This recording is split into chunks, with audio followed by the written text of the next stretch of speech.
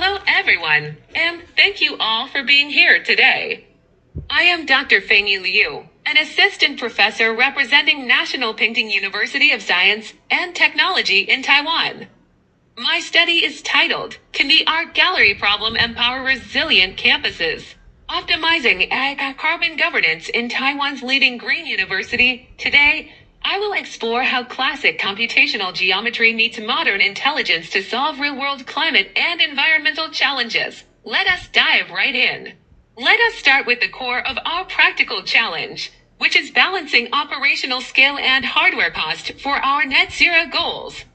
Our campus, National Pingting University of Science and Technology, or NPUST, is quite massive, spanning 298 hectares of complex landscape. We have committed to a very strict institutional target, achieving net zero carbon emissions by the year 2049.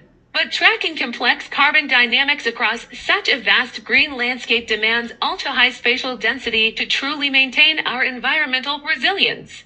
However, we face a major economic paradox. Our financial budget is tight, so we cannot just blindly blanket the entire campus with thousands of sensors. We need mathematical optimization to get maximum coverage with a minimum budget. To solve this, we turn to a famous theoretical foundation in computer science and geometry called the Art Gallery Problem, or AGP. Let us look at the classic geometric definition. Given a simple polygon P with n vertices, our goal is to find the minimum guard set G such that every single point p inside P is visible to at least one guard g inside G in terms of computational reality. Minimizing the size of G for multi-polygon architectures that contain real-world obstacles or inner holes is mathematically proven to be NP hard. Because of this high algorithmic complexity, traditional exact calculation methods fail completely when the physical area scales up. What we are proposing in this paper is a major socio-environmental shift in how we apply the art gallery problem. If you look at the classic AGP literature, the entities are static visual security guards, the environment is a flat, indoor two-dimensional floor plan, and the goal is simply intrusion detection. We are completely changing that computational paradigm. In our proposed framework, the entities are dynamic carbon tracking sensors, the environment is an irregular, multi-elevation outdoor terrain, and the primary goal is net zero carbon governance and ecological resilience. When you take the art gallery problem out of the textbook and into the real world, things get incredibly complicated. We have to look far beyond basic two-dimensional visibility and face three major terrain obstacles. Obstacle number 1 is canopy shading. Our campus has dense forests that absorb carbon dioxide, but they severely block line-of-sight signal paths for radio or optical tracking. Obstacle number 2 is terrain interruption. Mountainous contours create physical blind spots that render traditional flat Euclidean geometry completely invalid. Obstacle number 3 is dynamic failures. Hardware nodes drop out intermittently due to microgrid power outages or weather anomalies. Our AI model must be resilient to all three. To tackle these complex challenges, we built a three-layer conceptual architecture. Layer 1 is the GIS parsing layer, which handles the geographical polygon parsing through OpenStreetMap via the Python toolkit OSM&X, and builds our interactive spatial mapping using Folium. Layer 2 is the discretization layer, which takes our continuous 298 hectare campus topology and maps it into an eco-weighted grid world. Finally, Layer 3 is the optimization engine, which runs a reinforcement learning agent inside an OpenAI gym environment using an adaptive Q-learning algorithm to find the best layouts. Let us zoom into the environment setup and see how this GIS2 grid discretization works. We take the continuous spatial layout of our campus and perform detailed boundary mapping. Then, the campus is converted into an ambient discrete mesh network, specifically a 100 by 100 mesh grid. This gives us 10,000 discrete cells in total, where each single grid cell represents a 30 meter by 30 meter spatial block. Inside this mesh, we build a node integration matrix. This allows us to embed elevation, carbon sources, and carbon sinks directly into our digital grid world. Now, how does the AI know which areas are more critical? We designed our first mathematical model, the Carbon Weighting Index, or W sub I. The equation is defined as W sub I equals alpha times H sub I plus beta times S sub I minus gamma times F sub I. Let me explain the variables and our administrative priors. H sub I is the carbon hotspot index, representing high emission zones like instructional hubs or traffic intersections, and its weight alpha is set to 0.5. S sub I is the carbon sink capacity index, which covers our academic forests and agricultural reserves, with a weight beta set to 0.4, meaning 40% priority. Finally, F sub I is the terrain obstacle multiplier for signal hindrance, and its weight gamma is set to 0.1, or 10%. Let us look at how the reinforcement learning framework actually handles state, action, and visibility mechanics. Our state space, capital S, is represented as lowercase s sub t belongs to the set of 0 or 1, raised to the power of m by n. This tracks the current matrix layout of where active sensors are deployed across the grid world.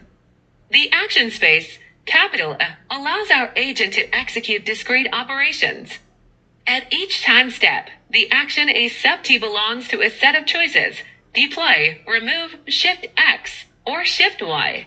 To model the physical world accurately, we implemented a 6-directional field of view routine.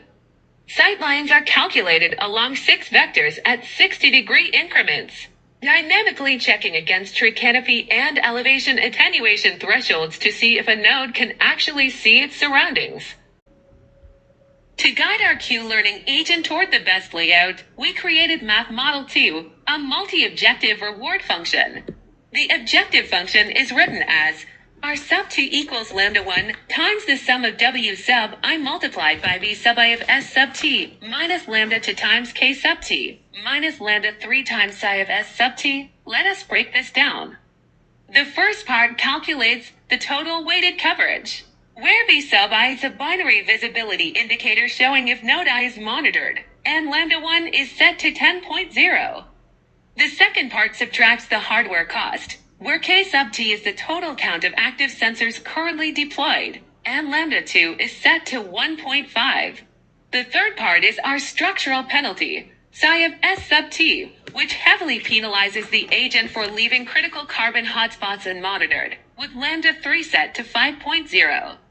Policy optimization is driven by Math Model 3, the Q-learning temporal difference, ORTT update. The equation updates our state action table as follows: Q of S sub t. A sub t is updated to become Q of S sub t, S sub t, plus the learning rate eta, multiplied by the quantity of the reward R sub t, plus the discount factor delta times the maximum over action A of Q of S sub t plus 1, A minus Q of S sub t, A sub t. Our hyperparameter specifications are highly tuned. We set the learning rate, eta, to 0.05 to control the magnitude of policy adaptation steps. We set the discount factor, delta, to 0.95. This high discount value ensures the agent heavily weights long-term future carbon tracking resilience over immediate, short-term gains. To ensure our sensor network can withstand hardware dropouts, we introduced structural resilience through an adaptive exploration decay and chaos testing protocol. Epsilon decays over time according to the equation epsilon sub t equals epsilon min plus the quantity epsilon max minus epsilon min times e to the power of minus kappa times t. During our resilience testing protocol, random node failures, specifically 5% to 15% sensor dropouts, are actively injected into the environment during training iterations. The outcome is phenomenal. It forces the Q-learning policy to abandon brittle, single-point layouts and instead discover highly robust, overlapping visibility loops across the entire network topology. Before jumping into the performance metrics, let us look at our simulation environment and hardware setup. The framework engine runs an OpenAI Gym environment wrapped natively in Python version 3.11. Our input resolution consists of 10,000 discrete points, representing the full 298 hectares of NPUST. The model goes through a heavy training volume of 25,000 continuous learning episodes to guarantee policy convergence. For our hardware baseline, we utilize an NVIDIA RTX 4090 GPU for acceleration, which allows us to process fast multi-directional ray tracing visibility iterations in a fraction of the time. Let us discuss our baseline comparisons methodology to see how we evaluate efficiency. We benchmark our proposed model against two industry standard methods. Method 1 is greedy heuristics, or GH. This algorithm selects successive sensor nodes that provide the highest immediate and monitored area coverage. It is computationally fast, but highly nearsighted. Method 2 is integer linear programming, or ALP. This formulates exact mathematical constraints to calculate the global minimum vertex cover variant of the problem. Method 3 is our proposed Q-learning model, which adaptively evaluates the state and simulates future rewards to balance long-term coverage and spatial penalties. Now, let us analyze the empirical results for coverage and optimization performance. The greedy heuristics method deployed 74 sensors, achieving 89.2% coverage with 6 blind spots in 12.4 seconds. The exact ALP method achieved 100% coverage with 0 blind spots, but required a massive 4,892.1 seconds. Our proposed Q-learning agent achieved 0 blind spots and 99.8% carbon coverage, while converging in just 48.3 seconds, matching ILP's near-perfect coverage at a fraction of the computational time. This highlights crucial performance scalability.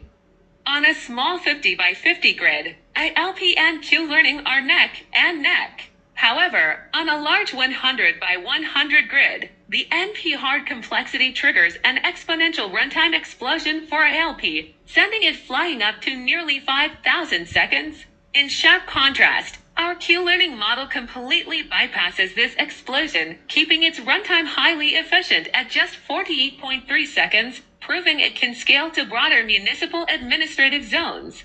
Next, we simulated a harsh real-world condition, a sudden 10% sensor failure rate injected across the topology. For the greedy heuristics layout, the tracking coverage drops sharply to 64.1% due to a lack of topology overlap. On the other hand, our proposed Q-learning model successfully preserves 94.6% of its tracking capability. By leveraging overlapping visibility loops forged during training, the AI maintains network integrity even when assets degrade. Visual validation via ICONS2026 and Folium confirms that sensors automatically position themselves just outside tree canopy shadows, avoiding physical signal blockage while remaining close enough to monitor carbon sinks. Furthermore, maximum sensor density autonomously clusters around high-priority, high-emission zones, such as our agribusiness laboratories and dense traffic intersections, completely eliminating critical blind spots. Our findings carry heavy planning implications. First, it shifts traditional spatial planning toward optimization-driven, eco-architectural frameworks. Second, it delivers resource maximization, reducing hardware procurement costs by 48.6% compared to traditional heuristic methods. Third, it enables highly adaptive layouts, supporting dynamic sensor repositioning as new green infrastructure is added over the next decade. To summarize, this paper makes 3 key contributions. First, theoretical bridging, adapting an abstract, NP hard geometric problem into a practical reinforcement learning model. Second, scalable application, delivering an open-source toolkit combining ICONS2026 and OpenAI Gym. Third, direct climate action, providing a clear infrastructure pathway for NPUST to achieve its strict 2049 net zero carbon mandate.